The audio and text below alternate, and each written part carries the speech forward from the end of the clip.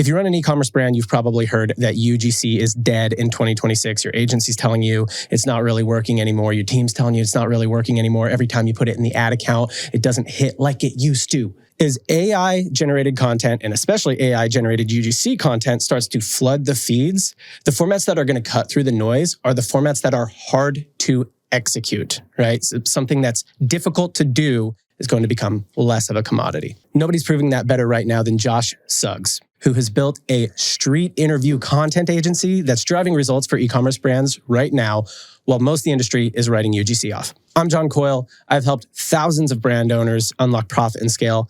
My co-host Bart and his friends launched Dad Gang as a few hats in a garage, and they've grown that to $30 million in sales. And Josh is actually with us today to break down what's working in UGC and content in 2026 for e-commerce brands. Let's get into it. Let's go.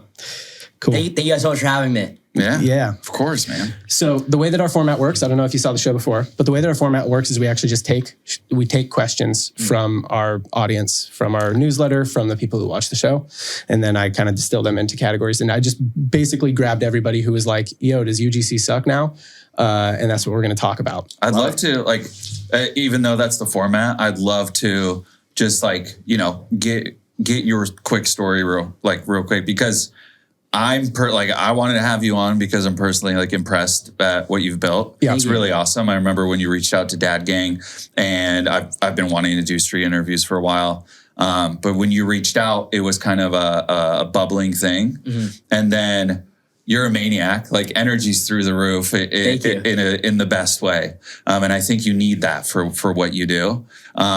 So I've seen you start, and I've seen where you are now, and you guys have multiple employees, and you have a street team, and you're doing all these great things. So it's fast. It happened really quickly. So I want to know your thoughts. You dropped out of college. You said, screw school. I need to do this now. So I'd love to know your start thoughts, your mentality around that, and then let's get into helping some people with their businesses. Love it. Awesome. I'll give you a story. It's an awesome story, and I love sharing it. Yeah. So I'm more than happy to. So I was originally actually the head of content for, do you guys know Oliver Bricado, Tabs Chocolate? Yeah. Mm-hmm. He was the viral sex chocolate. So I've known Oliver for 15 years now. I was the first employee at Tabs. Yeah. And after my freshman year of college, Oliver's like, do you want to come to Miami with me? We're going to start this brand called Tabs Chocolate, and it's going to be UGC content at scale. Every person had their own TikTok, and I didn't even know what UGC was. I didn't know what e-commerce was. I didn't know anything. And I moved to Miami with Oliver. We shared a bed on the floor, and that summer I watched him operate, scale like a savage, Tabs Chocolate, which became one of the most viral brands, on TikTok. He blew up on Twitter, and that's really how I got to see behind the scenes of being an entrepreneur, e-commerce, this whole world. Right up until then, I thought you have to get a job, to make money in the world. I didn't even know that this was even a world. Then a year later, I was abroad in college, and he asked me to do street interviews for a SaaS he was also doing called Study Buddy. Mm-hmm. And he was like, "There's this other street review competitor. I want to have a street review guy. I'll pay you $2,000 to go out and give us 30 street interviews." Mm-hmm. And I was like, $2,000. Absolutely. I was like, hell yes. So he dropped out of college. He did Tabs. I didn't get equity in Tabs. I founded. I went back to college. Mm-hmm. We're still friends. We talked every day. I was watching him scale it.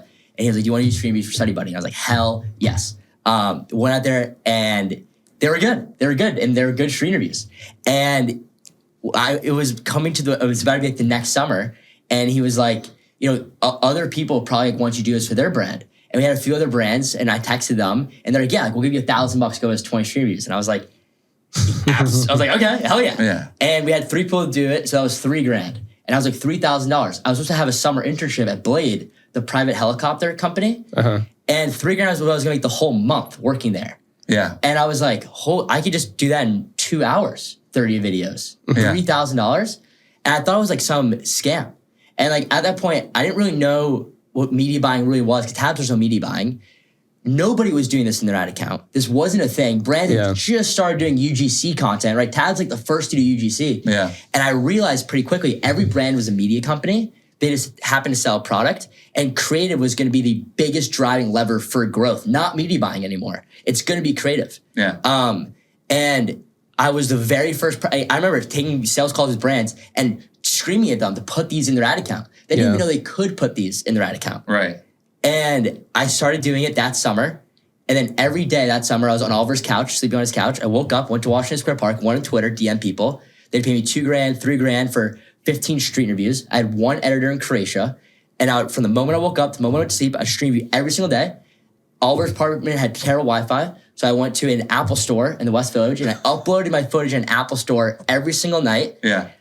Made the Google Drive link public. Emailed it to my editor in Croatia. He was 8 hours ahead. I'd go back to the couch. I'd fall asleep.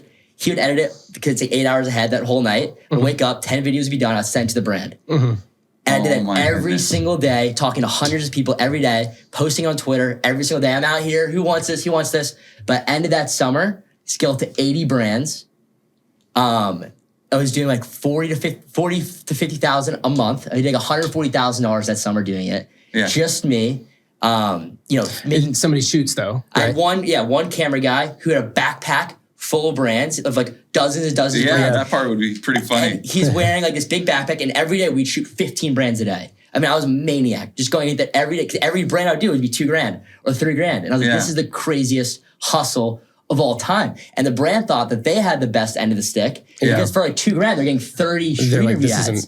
They're like, what agency could possibly give that to us? Right. And I was 21 years old, energy through the roof, charismatic, like you couldn't pay any agency in the world to get that to you. And you're in New York, which is probably the best place to quickly get street interviews. Yes, 100%. If you want to bang out 30 videos in 2 hours, there's no other place you could really do it. Exactly. Yeah. So then pretty quickly I was walking 30, 35, 40,000 steps every single day all around New York City, interviewing people about brands. And then people like Aaron from Breeze found me pretty early on. He would tweet me and tag me. And I went kind of viral in like the D2C world. And I would go to trade shows and social snowball coffees. Anyone that had a brand, I was like, yeah, absolutely. Bed sheets, we had to go get people to react to bed sheets. Yeah. Laundry pods, get people to go smell laundry pods. I don't care what you had. I would figure out how to give you street interviews. Yeah. And it was just such there was no retainer. There was nothing. There's no account managers. You just get camera Slack channel and my editor Kamiko tell you when the street interviews are done. And I just did that every day. So good. And I was in college, flying back and forth to New York. I stacked my class. To school? I was at Syracuse. Okay. And I had classes Monday and Tuesday. So I stacked them. Tuesday night, I'd fly to New York. My other buddy, Matt Epstein, he just graduated. Yeah. He also is pretty big on Twitter. He has a big agency. And I started sleeping on his couch. And he was like, dude, you got to drop out of college. He was like, this is insane. Yeah. Like, you can just do this every day and make like $500,000 a year. Like, this is insane. No one really thought we would get to the scale. We have 82 people now at StreetTalk. No one thought we would get to this scale. I didn't even know how big it could really, really get as like a company. Yeah. 2 months ago, we turned on ads. But up until January, we scaled to a $4 million run rate only on referrals. That's it. Yeah. And just to be clear, the reason is because the format wasn't being done in e-commerce and it's effective. Yeah. And it like that. And it's already a social media. It's already a native to social format. So this is what I always tell people. It's like, are there native to social formats that you do not see in ad accounts? And there's not a lot left, right? Nope. Like people are putting green screen in their ad accounts. People are putting podcast clips in their ad accounts. Yep. Podcast clips and street interviews were 2 of the last to make it because they're like, there's a little bit of a heavy lift there, like to get it done. And so like the reason you're getting all these referrals is because they're working, right? And then people are buying more from you. Yep. And it was there was no retainer, there was no nothing. Right. And it was just like automatic close. Yeah, and then long story short, we got on the cover of the Wall Street Journal. The Wall Street Journal reached out. On the cover? I got the CMO today, Josh Suggs, changing advertising. That booked us up for like a month, which was pretty crazy. Oh my goodness. It was about 1 year after I launched. And then that was crazy. And then I brought in, do you guys know Tenuity? Yes. So their chief of growth is now my partner. He left Tenuity. He was there for 18 years. Jesse, what's up, Jesse? 18 years? He was there for 18 years. He's the chief of growth at Tenuity, 2 daughters, married. What is Tenuity for people that are watching and don't know? It's the largest privately owned media ad agency in the U.S. Okay. 2,500 employees, $300 million a year. Yeah. Scaled it. He was there from, $3 million a year. Been there for almost 20 years. Yeah. And we got introduced through mutuals, and he saw what I was building. And he was kind of been itching for like that next thing in his life. He's been there, you know, for 20 years. Yeah. How much more is it going to grow, whatever? And I was like, listen, this StreetTalk is going to be the biggest media company in the world. I have all of your clients at Tenuity, NeuroGum, and all these big companies, AppLovin, like all these companies, they're coming to me too. Yeah. Like we could professionalize this, you know, make this a job that is a mainstream job in the gig economy that has, you know, we could have thousands of people all over the world becoming a street talker. Same way people are real estate agents, the same way you're whatever. You can get a job as a street talker, and we can sell this to Bud Light and Coke and all these big companies. Good job as a street talker. So I was walking in Washington. Don't walk the streets, talk the streets. Yeah. So he quit his job. So yeah, he quit Tenuity, left Tenuity to be my partner in November of last year. To really scale us to the next level. So would you say, like, just going back to your roots of helping with tabs, like post high school, you kind of had, did you have a little bit of an itch for marketing, social media, that kind of stuff? I was always in love with social media. Yeah. And I always wanted to be a content creator. I didn't think I'd be this kind of content creator. Yeah. I thought I was going to be more in the, like, build a personal brand. And you're almost like a content, I don't know, more like a host. Yeah. Because now you have all these other people and street talkers. That's like, you're the kind of, you know, you've stringed it all together. 3-4 years from now, you probably won't be creating street content unless you're just doing your show. I think you know what I mean? I'll be doing my show. You'll be doing your show. But it would be so inefficient for you to be doing street interviews. It probably is now. So inefficient for you to be doing street interviews for brands at this point in time. Yeah, I haven't done them in a while. Yeah. You know who I really love from the street interview era is the School of Hard Knocks guy. James, he's a great guy. Yeah, like he's just the same thing. Like I think I started watching some of his first videos, and it was like, oh, he's just, you know, in an awkward way at first, I'm sure, like approaching people with money or people that look like they have money and being like, hey, what do you do for a living? And then it went all the way up to like he's interviewing Shaq, and then now it's like set up on a yacht and he's like talking to big names, but like you are like I can almost put myself in your shoes a little bit, where you feel the rush of that first $3,000 hitting because you like thought of something so simple where you're like, wait a minute, like too good to be true moment. Totally. So all I have to do is get a microphone and a product and a camera. Not necessarily like a nice DSLR, but just like an iPhone for some instances. An iPhone. And then money is like flowing into my account off of that alone. Yeah. And then referral business is just happening because it works. Like it's not your sales pitch almost doesn't have to exist. It didn't matter. It didn't matter what I said. Yeah. Most of them just came on the call like wanted to say hi and like meet me or whatever. Yeah. But they're like, oh, I love what you're building. But like, it doesn't matter. I didn't have to. To this day, I mean, we have Prize Picks, we do Perplexity, like we have amazing clients. Yeah. I still don't have a deck. I still don't use a deck. Yeah. I've never brought up a deck. Well, your deck is all your videos. It's really clear what you're doing though. You know what I mean? Like you don't need a deck for it. Yeah. It's like it's super straightforward. Everybody's seeing this kind of content. Do you want it? Yes or no? Exactly. Yeah. No, I'm just so fascinated by it because I love when people figure out the easy thing. Like not to say you don't work hard or anything, but like you work hard at the simple thing, which was like the street. And I'm sure there's other street interviewers for ads now because of what you've done. And there are, but like, I don't know. It's so, aside from like business and optimization talk, it's so inspirational to like young kids that are coming out of high school, maybe, you know, don't even want to chase a degree or do want to like try something in college. And not to say like drop out or anything, but like, there's so many avenues to chase around just media, right? And same with us, like even Dad Gang recently started doing not street interviews, but just like Grant, our co-founder, he like hit the pier in Santa Monica the other day with 100 hats and just went and gave them away. And he had a guy at a distance just following him around. Yeah. And no interviews or anything, but it was just like, hey, you look like a great dad. You got your kids in a stroller. It's a lot. Here's a hat for you. We appreciate you. And like that content is doing so great because it's just genuine human interaction that like, and people are looking for that rather than like influencer product saying, man, I love this shampoo. Yep. Right. It's not genuine. It's like, smell this bottle in front of me and give me your reaction. You know, I think that kind of stuff is great. All right, let's talk AI tools, but with email. There's a lot of AI tools out there. Every single platform is telling you, hey, we rolled out an AI tool, which is awesome, but sometimes it can mean nothing. So one of the things I love about working with Attentive is not only do they present AI tools and let you know when they're available, but for us, they walk you through them. You get to do a trial. You get to see if it's even working before you sign up. And at the end of the day, it almost feels like there's no added cost to adding these tools. That might sound crazy, but I just added AI Pro, AI Grow, AI Audiences, AI Send Time, and all these AI enhancements to my Attentive stack. And it's been incredible. Like we use Attentive. I'm not just writing for Attentive because we use it. There's other platforms out there, but these tools are insane. Like AI Audiences, you always think your segment is perfect, right?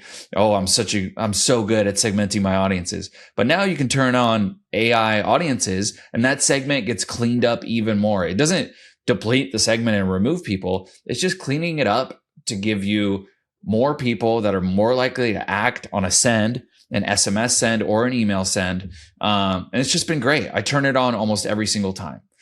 If you're just guessing what the prices of your products should be, you're leaving money on the table and you need to check out IntelliGems. So look, that was an extreme take and I didn't mean it to be political in any way. Here's my real point. I'm highly skeptical that any of those brands that raised their prices because of tariffs actually tested those higher prices before rolling them out. So very few brands test to find their profit maximizing price. They just kind of guess based on their cost. They say, it cost me this much, I'll charge this much. The other people who sell this also charge that much, so that seems about right. Here is the crazy trend I'm seeing across the industry right now. The lower price is actually winning more often, and this is happening in the last, I would say, 6 to 18 months. Before that, higher prices would win these tests, but almost always now, lower prices are winning price tests. I think this has to do with the elasticity of demand. A lower price can generate so much more volume that it creates more total gross profit. So you'll never know this unless you test it. If you're just kind of setting your prices based on your margins or based on your competitors, that is not how you should be doing it. You should be using IntelliGems to run all your price tests. This is the number one thing that like big brands even are not doing that they should be doing, and I recommend all the time. IntelliGems calculates the exact profit maximizing price point. You should do this for at least your top 10 products on your site. If you're not running tests like this, you should be, and you should be doing it with IntelliGems. So go to intelligems.io to start testing what actually moves the needle for your brand. My other question around that too is like, give me like a real example of a product that you got. Maybe it's the bed sheets or whatever, but like a product that you got and you're like, oh damn, how am I gonna interview about this one? Oh, I mean, when I was hustling, and like I wanted cash. I was dropped out. I mean, I marketed vibrators. Yeah. I marketed women's bras. Yeah. I marketed women's jewelry, bed sheets. Yeah. I mean, the vibrator was super awkward. What was the? It was called. I don't even want to say the name. I don't want people to look it up. Yeah. But it was. I would be like, what's your pleasure device? Is what I would say. In street What's interviews? Your pleasure device? Device. Yeah. Okay. How many people, like, what was your, how often when you stop somebody to do a street interview, how often do they stop and talk to you? And then follow-up question to that, when you were doing that product and asking that question. Took forever. They paid me a good amount of money. But I'll tell you, like, where it was really embarrassing was because I was a senior in college when I dropped out. It was a month into my senior year. I was right there. Yeah. Like I was in a frat at Syracuse. I had a great life. Yeah. I lived in the frat house. I had my best friends. Syracuse is a great school. It was the time I like especially in e-commerce and in this world, people that drop out of college were like maybe, didn't really fit in or like didn't really like it socially, and like they found e-commerce, they found media buying, like this is my thing. Yeah. Like, I was your stereotypical guy at Syracuse that loved it. Yeah. Like rush chair of the frat. And when I dropped out, what frat were you in? Pike. Me too. No way. Fuck yeah. That's awesome. And like we'll talk more on that. And it was a really hard decision to leave because I loved college so much. I loved my friends. But this opportunity is like, this could be massive, and no one's doing it. I had to execute it. Yeah. And when I dropped out, everyone thought I lost my mind. Like they're like this. Yeah. They're like, what the fuck's going on? So I was wearing, Love Corn, the corn. Yeah. So they paid me, and I was in a Love Corn costume with a Love Corn big hat, walking around Soho. And I saw like older kids in the frat, like also in New York, and everyone was laughing at me, and I felt like such an idiot. Oh yeah, I bet. And I was like in this Love Corn outfit. Everyone's like got their good corporate job, and I was like doing that for $2,000. Yeah. And I was like 21 in winter New York. Dude. And I was like, oh my gosh. And this was literally a year and a half ago now. Like this wasn't even that long ago. It was pretty recently. I can relate because I went from college to working for the streetwear brand, getting paid $0. Yeah. And then I worked my way up to $300 a month. And my parents were like, dude, what in the world are you doing? Yeah. And then onto another brand. And like, but same thing to like, the point in life where like you finish college or you don't, or you're close, or you're 22, whatever it is, and everybody is getting that standard route job, and you're not, but you believe in yourself so much that you're like, it's gonna be fine. Like you have to tell yourself that. You have to have a North Star, and like, but I know that feeling like of you were in a costume and you're like, damn, those guys are at, I don't know. They're at Blackstone. Yeah, they're at like Moss Adams or whatever. Yeah, and they're like, they've got it together and I don't, but I believe and it'll work out. So that like kudos to staying in that mind frame because it's tough. Yeah. It was also like, I always wanted to be an entrepreneur and I always wanted to, I always wanted to be an entrepreneur, make content, and do something big in media. And being successful, right, like, is all about leverage, right? Yeah. Like, it's all about finding your leverage. And when you start out, you have no leverage, right? If I just took someone, dropped them in Washington Square Park, they have no leverage. Yeah. And then as you grow about your career, leverage becomes capital, leverage becomes connections, it becomes resources, knowledge. You start to build leverage. And I really holistically like broke that down. And I was like, okay, like for me to go and like I had all these things I want to achieve in my life. But like one is I have no leverage right now. This is a very easy way for me to get in touch with a lot of very successful people very easily and stack my first bit of cash and build my first piece of leverage. I can build a personal brand about doing this. I can, within 2 weeks, I was on the phone with 9-figure brand founders. Yeah. And they're responding to my text and they're introducing me to their friends. I was building connections and building a network, and I was making cash by getting paid, instead of trying to do this for just AG1 and get paid $50,000 a year to do this, I could do this for 10 AG1s and get paid $50,000 a month. Right. And I was like, I could just do this fractionally for a bunch of different people. Yeah. And like making money, and then you start to leverage you leverage a bigger personal brand, and then you leverage more brands than hiring other people to do it. And you start building leverage. And when I realized when I was 21, I was like, okay, I have no leverage. The only way for me to get really rich and successful is to find as many leverage points as possible. Yeah. And I was like, this is the best business for me as Josh, who is super ADD, super dyslexic, 2.1 GPA, was not going to be able to be an investment banker. I was like, what else could I do to make $100,000 that I'm this good at? Yeah. And then the other thing is, to make a lot of money, you need to be the best in the world at what you're doing. And it doesn't matter what it is. Right? So like, do I have a better probability of being the best investment banker or the best vlogger or the best ever? No. But can I be the best street review ads guy? Yeah. How many street review ads guys is that? High chance for sure. Yeah. And then where the luck comes in, right, is that then the street review ads become the tidal wave, and it goes up and the rising tide lifts all boats. And all of a sudden I picked a very small thing to be really good at. Now every consumer brand in the world needs it. Yeah. That's where the luck is. I think, right. Just a couple things you said are like tie into frameworks that I have. Like, first of all, when people are always like asking, that we get a lot of questions about like, should I start this business or should I give up on this? Or like, basically people who are kind of in an early start phase. And what I always say is like, there's really only like three like things you can bring to a business. If you're trying to start it, you can bring some like insider knowledge of it, right? You have industry knowledge, or you have connections or something like that, or you have money that you can like capitalize it with, or you have time. And if you have no, like you have saying like no leverage, you do have leverage point. You have one leverage point. Time. Exactly. The leverage point that people with money don't have usually. Yeah. But what's the highest thing for me to possibly do with my time? Is it to sit there and learn media buying? No, some people know media buying. I can hire someone that knows media buying. Is it to sit there for me to find a manufacturer? Like what could I do get really good at that nobody else can get really good at.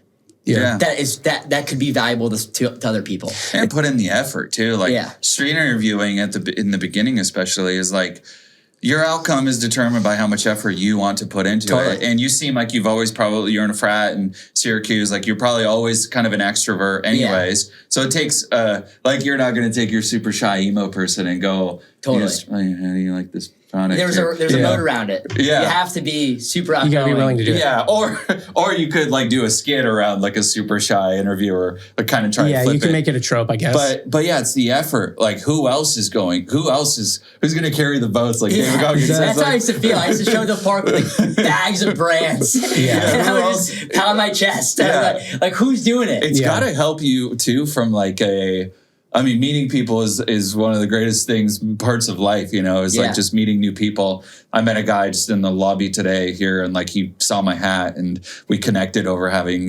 daughters and it was awesome moment. Like not captured, just great authentic moment. And you get to experience that on like another level. And then I'm sure there's some awkward interactions like, no, I don't want to answer your questions. Totally. I've been punched in the face before. Really? What, from just like pissed on by homeless people like in the subways, like I mean, you got right in the subways every day for 8 hours. You're gonna crazy shit's gonna happen. Oh, that's true. Yeah, you're really putting the time into experience some bad things. Yeah, but no, it's totally true. I mean, my social anxiety and like my social battery like went to zero. Like after almost a year. Yeah, like I was carrying all the boats because I didn't really. I should have pivoted earlier and started training other people. And like bringing account managers and other editors. Like I had one editor and me for over a year. Yeah. And like multiple six figures I made multiple six figures. Like I could have afforded it. I just didn't, like I was the guy. Yeah. And like, at first I didn't know if brands would be okay with other people doing it. Like they paid me and I had other people do it. And then I didn't know if anyone else would be like good at it. Yeah. And every time I tried to do it, it would just took too long and they just give it to me and I would go and just do it myself. Right. And that was the biggest like screw up that I made. I got delayed. It got winter. Like brands were churning, and I was like, and then I almost saw the course on how to do this. That was gonna be my next like claim to fame. Oof. Yeah, that's an easy cop out. I feel like super easy cop out. Wired like half my bank account to some guru. Yeah, went to pretty much zero. I had less money in my bank account than I owed in taxes. Yeah, I wired all my money to this guru. He got sued by the FTC. Couldn't launch the course. Yeah. And then I was like... Oh, so you were like really going for the course. Yeah, that's common for agencies is that you want to launch a SaaS or a course because you really run into like an operational constraint in agencies when you're both fulfilling and selling. Yep. And like it is it's a very painful operational constraint. Super hard to scale an agency. Yeah. It's super especially smart. Past that point. Yeah. Then there's some other points as well, but like especially that past that point, because as soon as you start hiring people, especially their full-time people, now you have kind of like an interesting opportunity where you can hire basically gig workers, right? But when that creates another set of problems. You have to recruit a bunch of them in order to make sure that you'll always have somebody, right? But hiring an agency, as soon as you start hiring people, you have to know for sure that you're going to be able to feed them. Yes. Right? So now you have to have a system for selling. It can't just be this word of mouth thing anymore, right? Yeah. And so then you're like, well, okay, I got to hire the people and I got to set that up and I got to still do a lot of these street interviews because I'm still the person doing it. You basically got to that point. And that's like overwhelming. And then you just hear the idea of a course and you're like, that sounds so much better. People will buy it while I'm sleeping. And they'll pay me $5,000 and then I just connect them to the brand. There's no overhead on downloading. You would have done a big launch and you probably would have made a bunch of money right away. But course businesses are, I don't know, like if they're what would the course even say? Then, grab a mic and a product and a phone and get out there? Content Academy or something. Yeah. And then I would teach you how to do street reviews and then I'd connect you to brands. Yeah. And that would be, and then it would be like a little agency and I'll get paid people to, like same way like Ryan Serhant, sells a course, teach people how to do how to sell. I'll teach people how to do street reviews and connect them to brands. If you want to stop treating returns as a loss and start turning them into a retention tool and into more profit, then you need Redo. Returns, refunds, they're part of the game. Most brands just treat them as a loss and move on. But this is a massive missed opportunity, if you ask me. The customer doesn't want their money. They want the product, or they wouldn't have given you their money in the first place. The problem is the product you gave them didn't fulfill the promise. It was the wrong size. It didn't solve their problem. Maybe they didn't use it correctly. The customer who returns is still engaged with your brand. And most importantly, they still have a problem that they want solved. So solve it. Every customer service rep should see themselves as a salesman, and they should get paid for making sales. Every automation should be designed to offer seamless on-site exchanges and excellent deals as a way of making up for the time that they had to spend exchanging. We use Redo to offer seamless on-site exchanges and maximize revenue from unhappy customers. Because if a customer has a bad experience with your product, but a great experience with your brand, they're more likely to come back and to tell their friends. If you want to do this too, head over to getredo.com to see how they can help you flip the script on your returns.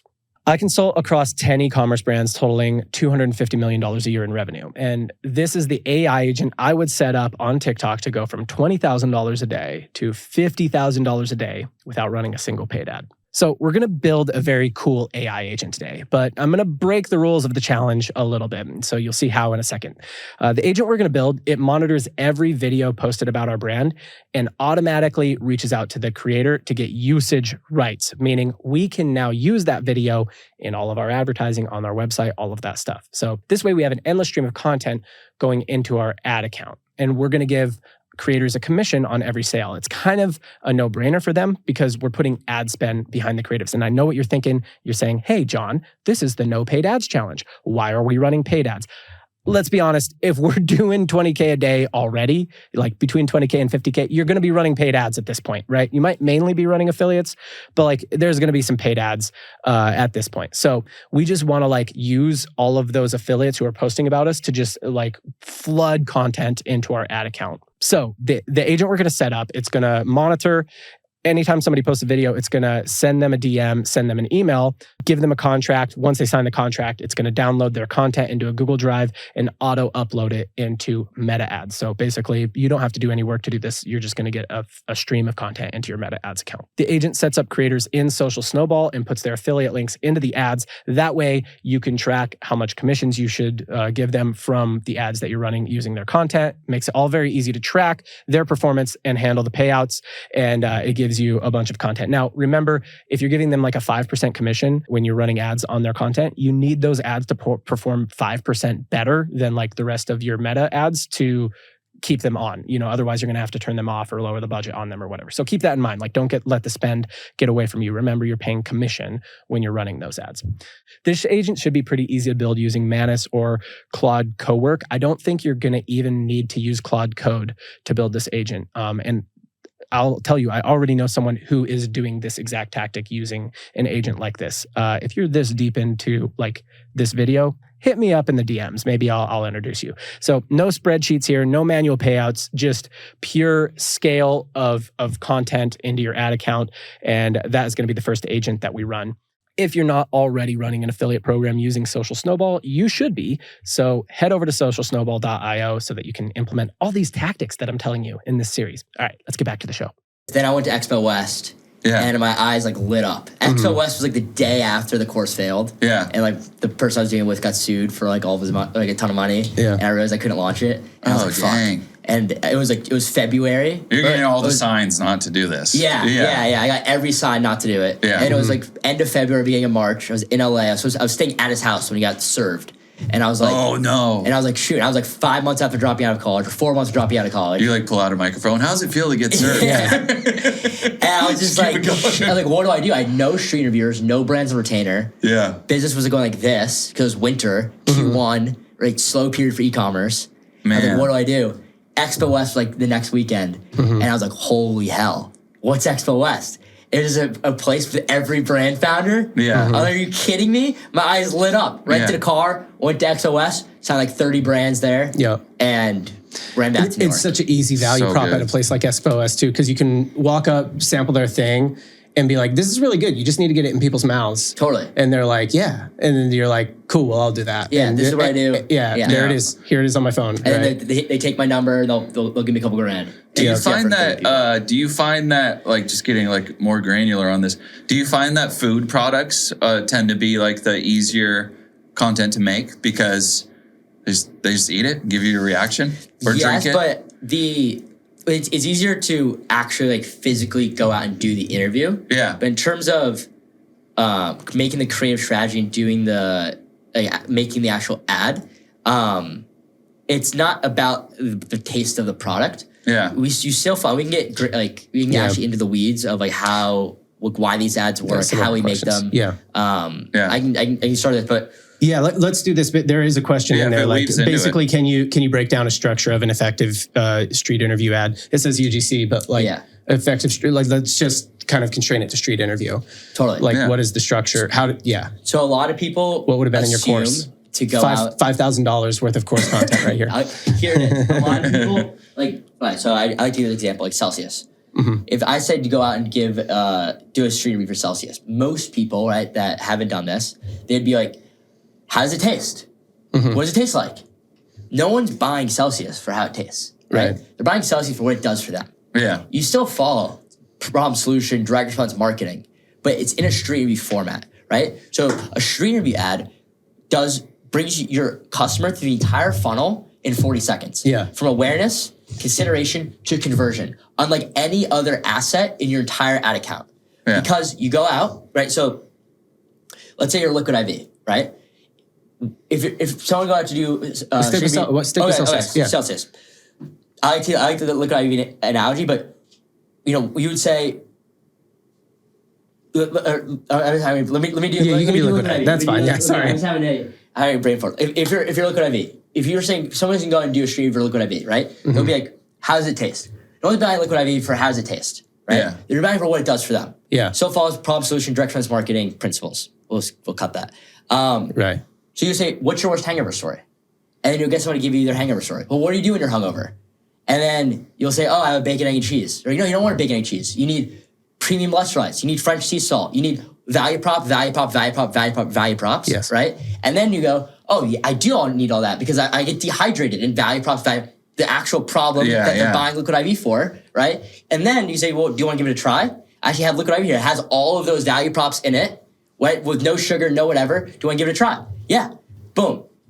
Now you get a live, authentic review that's not an ad. And the person watching that is going to see their customer in the ad, see an unscripted, raw human emotion. There's someone genuinely trying the product and trust that way more than a celebrity endorsement, way more than a scripted UGC video. They're actually going to trust that. And they're going to be brought through that whole funnel, right? They get hungover, right? They go and do that thing. They don't feel like they're watching an ad. They genuinely they watch the reaction happen. It's an entertaining video. Right. And it brought me through that whole funnel. I now trust that ad. I enjoyed watching that ad, and I'm going to buy from that product as well. Yeah, right. And your question is about food and beverage, which, like, to kind of tag on that, as someone who works at a food and bev brand, people do buy it because of the taste, but only after the benefits. Yes. Right. So at Royo, we have 70-calorie bagels. People buy it because it's 70 calories, and they're like, it's probably not going to taste good, and then they're like pleasantly surprised that it tastes good. So it's like, you really have to set up first that it's like, it's 70 calories, there's only 6 grams of net carbs, and there's 10 grams of protein in this bagel, right? Or like whatever the selling points are of that, like you did with Liquid IV. Yep. And then it's like, oh, it actually tastes good. There's only 70 calories in this. Like that's exactly the reaction to the product doesn't matter until then. Yeah. Exactly. Yeah. So then that's how we script all of our street talks. So how it works is, we'll do the creative strategy, come with all those concepts. And then these are designed to get people to stop and react well. Mm-hmm. But also you can do this with, like, we were Prize Picks top ad for 4 months. 4 months, we were their top performing ad. We're up against thousands of assets. Yeah. Right? Because especially in software and consumer apps, like you guys know Kali, Zach Yagari? Like I went around and I had people, I said, if you could tell me how many calories in your food, I'll pay for it. And then most people, they add crush because nobody actually knew how much calories in their food. That's what Kali is solving. Yeah. You don't actually know you're eating. Yeah. And we got the reaction of showing most people have no idea. And the person watching that felt like, oh, I probably have no idea. I want to see how many calories are in my food. And they downloaded it. It was really early to this, even maybe before you, was Rocket Mortgage. Like, if you can tell me how many subscriptions can you tell me how many subscriptions you have, and you can win this Tesla. They still do that. They still run it. They still do it. I've seen street interview stuff where they're like, how much are you spending on subscriptions? And they'll give them Nobody knows. There's one where you can get a Tesla if you get it right. I'm pretty sure they stage theirs, just to be fair, but and you're not staging yours, but what is that? What is that like from a legal standpoint? What do you interview and then get permission to use? We get waivers. Yeah. They sign sign away. Yeah, nice. They don't even read it most of the time. It's like you click a dot. Yeah, are you okay with being in a video? They're not gonna care unless they are actually like, if they have a following or something like that, then they might be like, no. Or it's bad footage. I got James Charles. I did James Charles. No way. Yeah, and he didn't care. He let me run it as an ad. Nice. Yeah.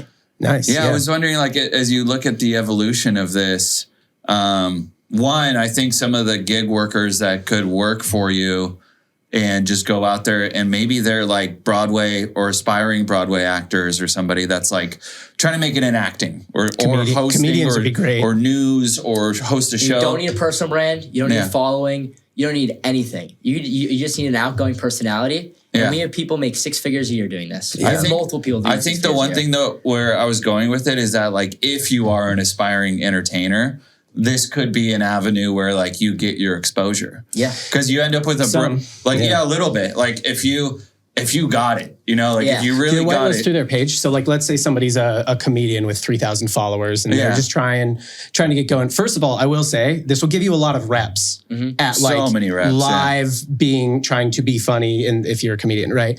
But do you whitelist their page ever? If they're that's smart. Honestly, so it could give them some exposure. Totally. Brands sometimes will reach out to, like, directly to the creator, try to cut around us. When we whitelist, but we do it. Yeah. No, and that's I'm in some podcast like ads, and they'll whitelist through my page, and it is. It's like a pretty good. I think it's a lot of reps for anyone who's aspiring content creator, actor, entertainer. It's comedian. great. And comedians are probably good at it too. Really good at it. I mean, this is going to be a global profession. You're not going to be able to walk in any major city around the world and not be stopped by a street talker. In the same way, there's real estate agents. Same way, there's Uber drivers. I'm going to be the global face of this, and I'm going to get young adults around the world making 6 figures a year being a street talker. You're not going to. Gig economy is the future. 9-to-5 corporate jobs are going extinct. Young people need jobs. Young people need an avenue to make cash, and I can't think of a better job for them. And street interviews, the same way, every single brand, right? People are like, oh, what happened to street interview trend goes away, whatever. We are a pillar in your ad account. You still need UGC. You still need founders ads. Static. You still need your static ads. You still need your AI slop that's going to be there. Yeah. You still need all of that. Unboxing, you still need all of that. But you need your authenticity. Well, I love the idea of taking a few street interviews, like say we did them for Dad Gang, and I would mix them, get like three good answers from an interview, mix it into a hype video that's also product lifestyle, showing off some ad stuff I would shoot, stuff we would get from, like, it fits well into other video. Totally. Yeah. And what are some of our craziest case studies of all time have been starting with the street interview reaction and then going into a UGC ad that's already working. Yeah. Like if you have a UGC, a really hard direct response video that's really crushing, right? Yeah. Start off with that, oh my God, this is incredible. And then cut right into that and watch what happens. Yeah. And it's like a bodybuilder that can also beat you in the 100 or something. It's just stacking skills. One more thing. If you're running an e-commerce brand right now, doing somewhere between 1 million and 10 million, and you're stuck on something specific, whether it's your margins or your ad spend, your team structure, whatever it is, I do a limited number of consulting calls. It's just you and me going through your numbers and figuring out what to fix. There's a link in the description if you want to see if it's a fit. So I am curious because you said, like, this is a pillar in your ad account. One of our questions here was, if you were a brand owner with $5,000 to $10,000 a month in budget for content, so not ad budget, but content budget, how would you spend 5 to 10K a month in content budget? Josh, I have opinions. Obviously, street interviews. Street Talk 10. Yes. Send us the wire. Obviously, street interviews is going to be part of it. How much? Like, with that, I guess mix. A 10K budget. Yeah. Okay. Yeah. How would you distribute that in terms of, like, content going into the ad account? I have thoughts. I'll do it in percentages. Yeah. I would say I have a few questions for the hypothetical. Yeah. Does the founder make content? Ooh, good question. Let's say they don't in this. Okay. I don't know the answer to that, but let's say they don't. Yeah. Maybe give us both scenarios. Okay. The founder does not make content. Okay. So I own StreetTalk. I'm the biggest advocate for street interview ads in the world.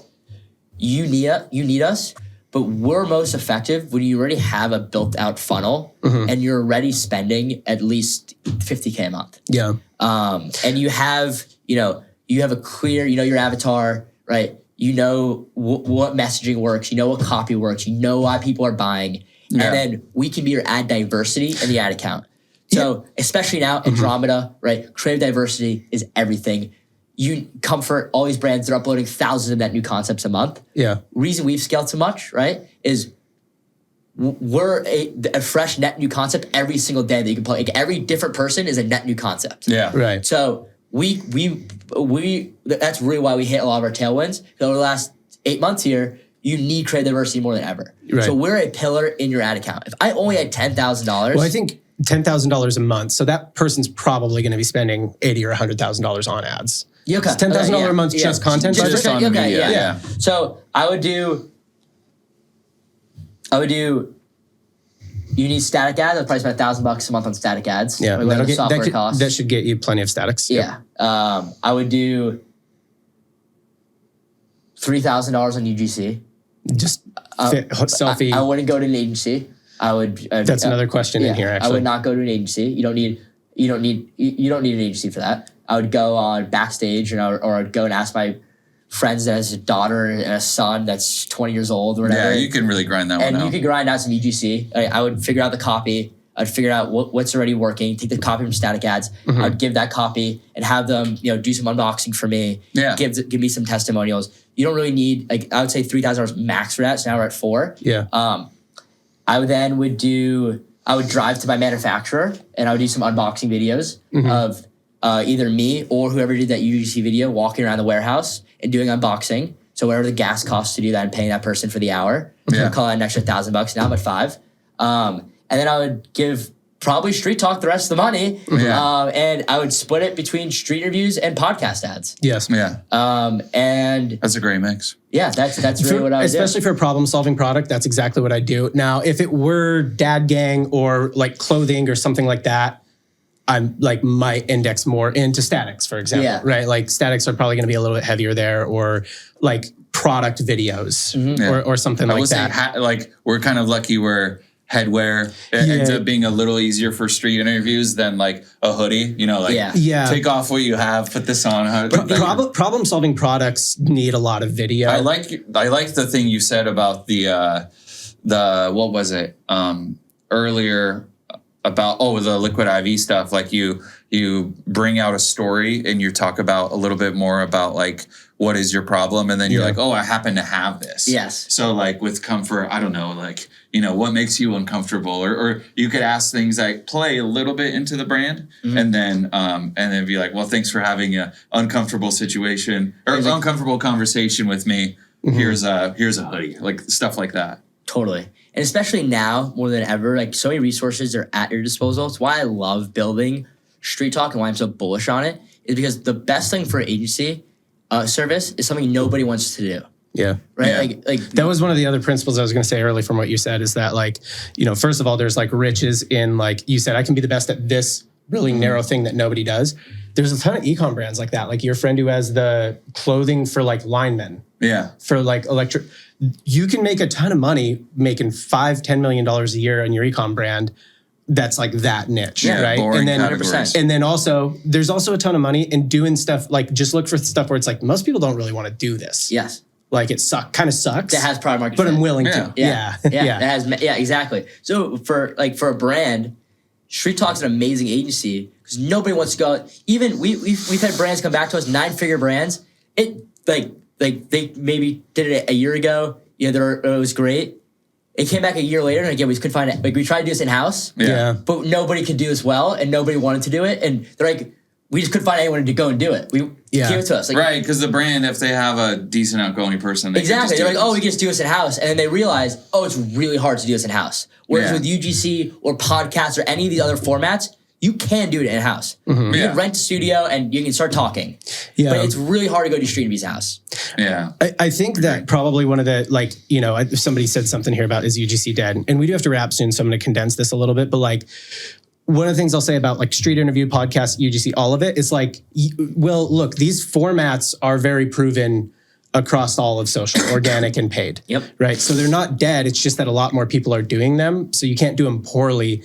And I would say at the moment, the like moat on them is personality. Like we have some UGC creators that do just selfie style content at Royo who kill it every time. Mm-hmm. And it is just like whatever it is about them, our customer avatar really vibes with them, their personality. And the other people have good personalities. It's just like their personality connects with our buyers, right? Mm-hmm. And you can have a good personality and not connect with the brand's buyer sometimes. But like that's a lot of it. It's like the moat is like, does that human person, behind the camera, like really connect with the buyers? And that's UGC, that's Street Interviews, that's podcast format. And that's why oftentimes, like, I do think you can technically replicate it in-house, but it's hard to actually get it to hard. Work. Also, we have all the data. We've done 16,000.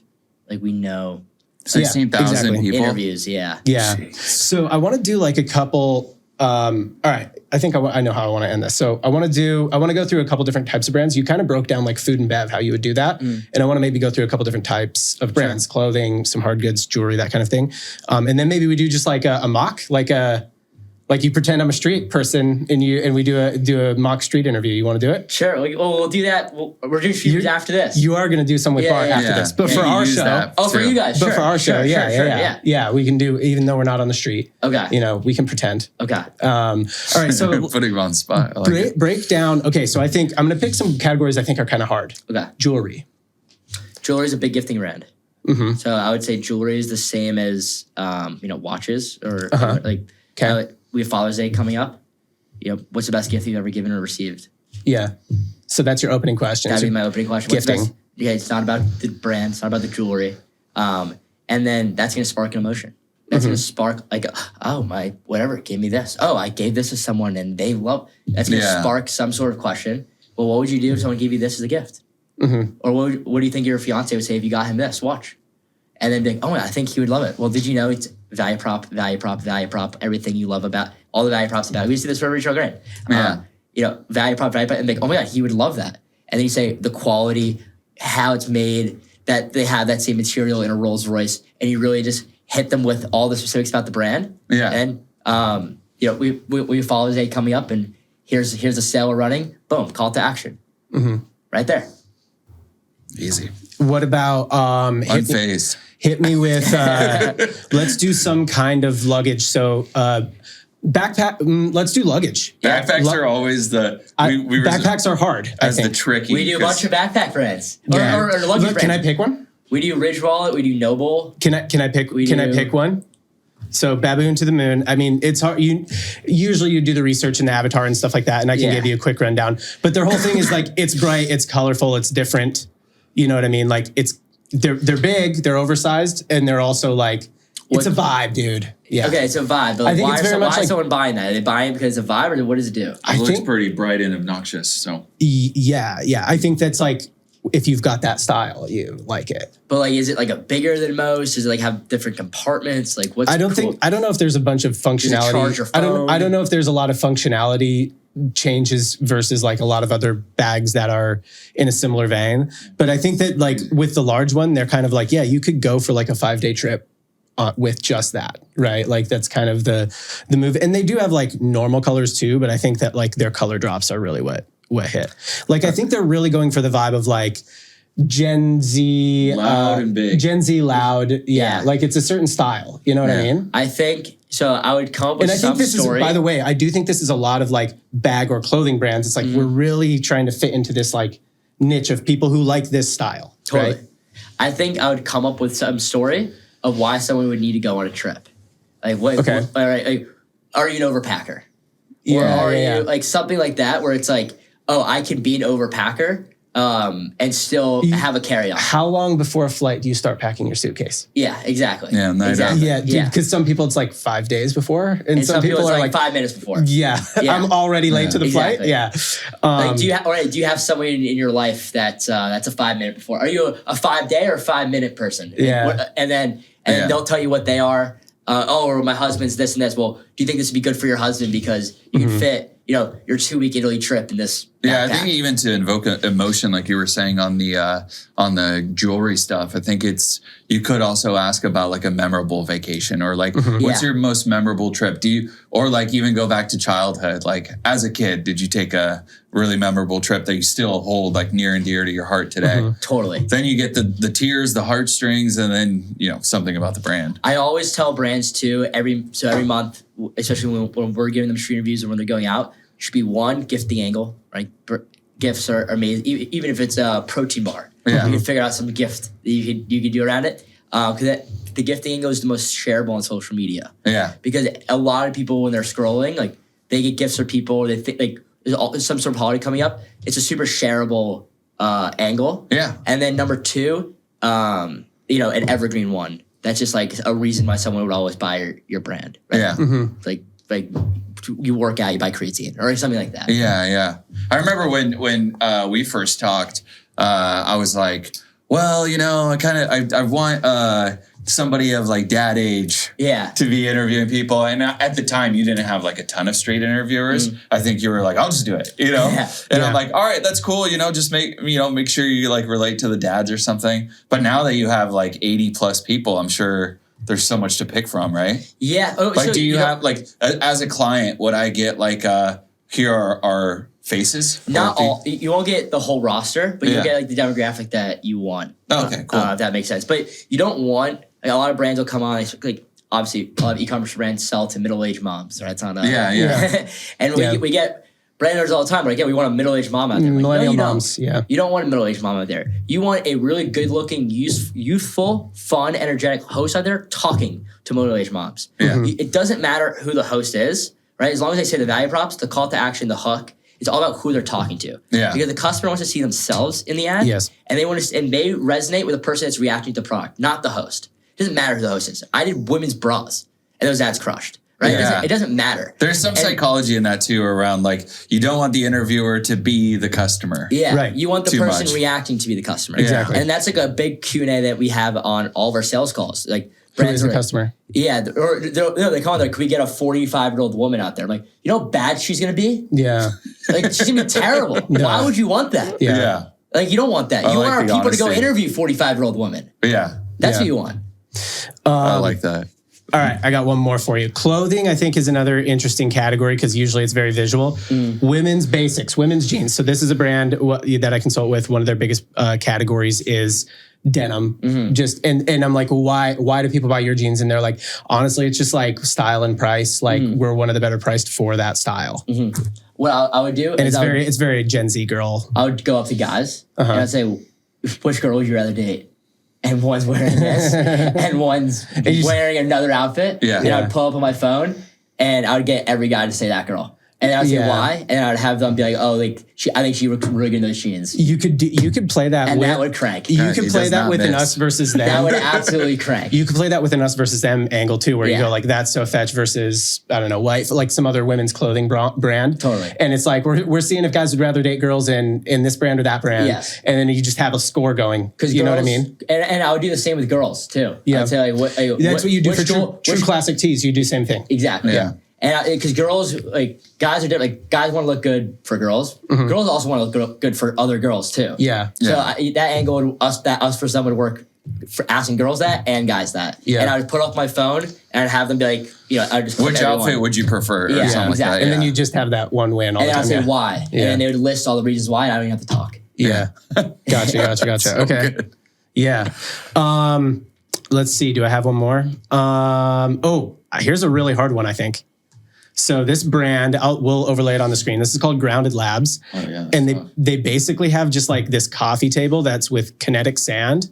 They have a small one that like goes on walls and stuff too, but it's a coffee table that has kinetic sand and like, I don't know, it like draws a picture. It's very much like a calming type of thing, How much does it cost?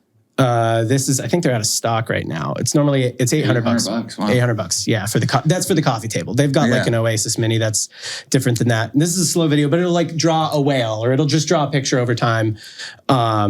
They've killed it on Kickstarter. They actually do quite well because it's already such a visual product. So their product demo videos do really well. How would you just bring that to Washington Square Park and I'd have like some sign. Yeah. Like, what do you think of my table? Yeah. And then I'd have like a GoPros around me. Yeah. And then I'd just get clipping everyone's reaction to it. Yeah. Because that's big. Nice. Yeah, that's lugging cool. around a table. I used to do drums. I mean, I used to do everything. An idea I had. I didn't care. Yeah, I was hungry. Yeah. I wanted it. An idea I had for them was like, guess the picture in under 10 seconds and win the table, or guess the picture in under a certain amount of time and win the table. It. Yeah, so some sort of Pictionary game where they can try and win the table by guessing it. And every brand that's watching this, you need to be thinking. You need to be thinking about how you can make some sort of show around your brand. Yeah, we talked about that a lot yesterday. We're building a show from my agency right now. That's going to brand us. I mean, a street interview show that exists already, Ramen on the Street, an example for, I can't remember, Amy Ramen or something like that. There's others too, But if you're a brand, how can you create some sort of show segment? Because CAC's just going up, right? It's personal brand and brand is going to be the only thing left. And I'm seeing a lot of brands that just, they get happy, they turn a bad spend, put another creative in there, turn a bad spend, and then it's going to come down to organic distribution and authority and trust. And that's the number one thing I tell brands right now is we're great, streaming is great, right? You still need to figure out how to build their own media channel, a media company, and your brand's just get sold through that. Out of pure curiosity, since live streaming is becoming such a big thing, have you gotten approached at all by brands being like, hey, we want you to interview, but we also want you to live stream at the same time? Yeah. I mean, yes, we're going to do that. Yeah. Logistically, it's more difficult than you think. Yeah. Also, there's a lot, especially on TikTok Live, like the product always has to be on camera. Like there's a lot that goes into it that it's not ready yet. Yeah. But 100%. I mean, you guys like Outlandish, like the TikTok Live agency in LA. I'm friends with their founder. We'll be doing that for sure. Nice. Cool. Well, we have to wrap, but thank you guys. Would you be willing to close? Well, first of all, tell people where they can find you. Thank you guys so much for listening. You can find me, Josh Suggs, any really social media, primarily Twitter is where I post the most. All right, and then, the company's called StreetTalk. If you're a brand and you want street interview ads, and you want us to crush for you, book a call. Perfect. Perform better than doing it yourself. All right. To wrap, would you be willing to just role play? Pretend I'm just the guy on the street. You come up to me. You can pick the brand. Yeah. All right. Let's do it. See Liquid IV. Let's do it. I'm in character. Okay. All right. Hey, can we ask you a quick question? Yeah, sure. What's this for? Awesome. It's for a brand that I started. Okay. Yeah, cool. What's your worst hangover story? Oh, man. Dude, honestly, this is going to sound bad. Okay. I mean, I think statute of limitations is passed on this, but I was like 13. Okay. And me and my buddies were just kind of in his room drinking. We were 13, so we didn't know how much was too much. His mom caught us. It was horrible. We threw up all over his room that night. And then the next day I felt awful. Like I think I almost stopped drinking at 13 because of this. Wow. Yeah. Well, what did you do that next morning? I'm sure you were hungover like crazy. Mostly just laid on the couch in shame. I pretended I was asleep for a long time, trying to avoid his mom. But I don't know. Like I tried to eat some cereal. I think I just did nothing. I couldn't eat. I couldn't do anything. Did you feel sick? Oh yeah. Like I felt like I was just like white knuckling it, Well, did you know that the reason you feel sick and the reason you had that hangover feeling is because you were dehydrated? And you had no electrolytes in your body? I have heard that. I've heard that's basically what a hangover is like dehydration. Exactly. Yeah. Do you still go out and drink? I don't know. I never have time anymore, but But do you still feel like you still need to have those electrolytes to stay hydrated? I mean, I guess you're always dehydrated, right? Well, like nobody gets enough water. I actually have with me here, shout out Jordan, instant hydration with me. Oh, okay. Premium electrolytes, French sea salt. Okay. Absolutely no sugar. And it's going to hydrate your body right back up. Okay. Do you want to give us a live review? Yeah, sure. I'll give it a try. Awesome. Yeah. So what's in it? Like it's French sea salt, There's absolutely no sugar. Premium electrolytes, and it's gonna hydrate your body and fuel you right back up. Damn, it tastes pretty good. How many calories are in this? No calories. No calories are in this. No sugar. It tastes good. No sugar, no calories. What does it taste like? What flavor was it? Cherry. It's kind of like it's like a hint of fruity, but like it's not overpowering, Well, next time you go out to drink, make sure you bring some instant hydration with you so you don't wake up and have that same feeling. All right, man, I got you. Let's go. Check out everybody go get it. Yeah. All right, sign this waiver. Sign the waiver. I'm going to spend millions of dollars now to spend behind it. Yeah. Okay, I don't want to tell people to DIY it when they can hire you, but I'm sure you're a believer in the format, right? In street interviews? Yeah. And so it's like, dude, if you've got no money, it's not that hard. Just go walk up to somebody. I think coming up with your opening question is probably I bet that's like 80% of the battle. If you have no money, you don't hire agencies. Why would you hire agencies? Go do it. Yeah, don't do it. If you have no money, go out there and hustle. You need so it's never been easier. There's nothing it's never been easier to go out there and make creatives and make content. The other thing is you can even encourage people to go do it on their own because if they'll see how hard it is. I had that today with Original Grain. Ryan, their founder, he was like, he hasn't even hired us yet. He's going to hire us now. Yeah. He was like, I didn't realize how hard this was. Yeah. Or even when you were like, do you drink still? And I was like, nah, I don't really drink anymore. You're like, yeah, okay, I'm ready for whatever answer because I've done this 100,000 times. You know what I mean? Whereas if you've never done it before, you might be like, well, if you did, it's even you don't have to drink to be dehydrated. Yeah, and even if you say go do it on your own, outside of finding out how difficult it is, they might find they've made some great stuff at 3 videos, and then they're like, oh shit, we need more of these. Yeah. But I don't want to go back out there to make more. Josh is going to go get me 12 of these tomorrow. I think my point is that it is not that difficult. It's probably difficult to do it really well, right? But it's not that difficult to try it. And if you're a founder and it's genuinely your brand, we're going to get you out there. Yeah, we're going to see if you put the money where your mouth is. If you're a founder and it's your brand, it's also a live feedback place. You know what I mean? You should have the passion. Well, if you're a founder, you should one day a week should be a media day for you.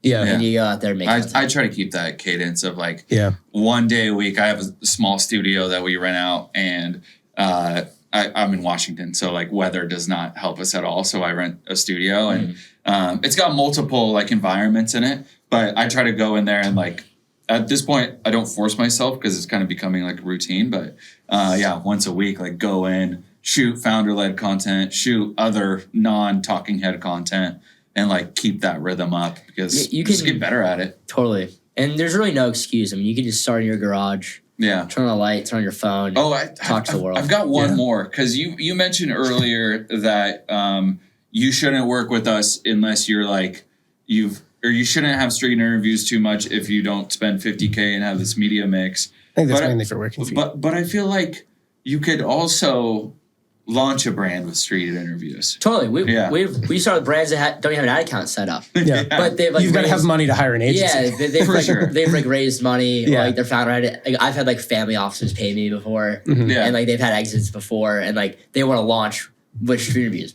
But if you're a bootstrap founder, I had a call this morning. I don't take that many sales calls anymore. Take maybe, I don't know, 10% of our sales, 5 to 10% if it's a direct referral. Yeah. And to be polite, but I don't take too many of ours. And I said this morning, to one, I was like, this doesn't make sense for you. We shouldn't be 40% of your media spend should not go to this. Yeah. Yeah. It just doesn't make any sense for you. Yeah. Right. Yeah. Cool. Dope. Well, thanks for coming on. This was super fun. Great talk. Thank you guys. Thank you so much for having me. I really appreciate it. Everybody check out Street Talk. If you want to be a street talker, also go to Street Talk. Also go to Street Talk. There's a place for you too on our website. Nice. And you'll go through training. You'll become a host. You can work, way up to making 6 figures a year. Yeah, amazing. And if you're an e-commerce founder or marketer who wants to figure out how do you scale beyond 8 figures, then you got to subscribe to the show. You got to hit the subscribe button, and then there's a little bell that'll come up after you hit the subscribe button. You got to hit that bell too. Or if you're on audio, please leave us a review. That helps. I think it helps the audio algorithm, but even if it doesn't, it helps my ego, and that's very important as well. All right, bye.